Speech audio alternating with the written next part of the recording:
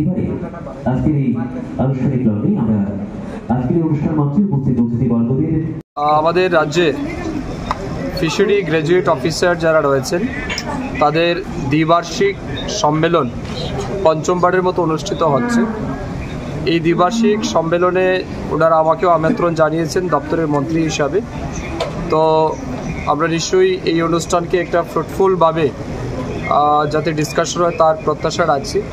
তার পাশাপাশি ফিশারি অফিসাররা যাতে এই রাজ্যের ফিশারি ডিপার্টমেন্টের যে সমস্ত স্কিম প্রজেক্টগুলি রয়েছে এগুলিকে মানুষের কাছে দ্রুত পৌঁছে দেওয়ার জন্য তারা কাজ করে, এটা নিশ্চয়ই আমার দপ্তরের মন্ত্রী সেই প্রত্যাশা থাকবে।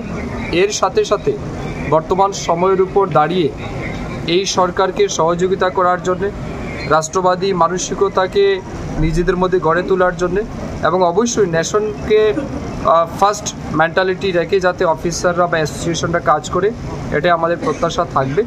তো আমি মনে করছি এটা একটা অত্যন্ত গুরুত্বপূর্ণ মিটিং হবে এবং অনেক দিন পর এই মিটিংটা হচ্ছে।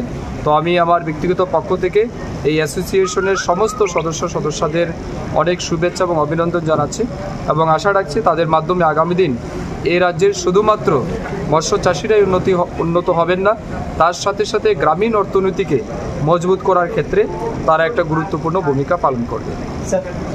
বর্তমানে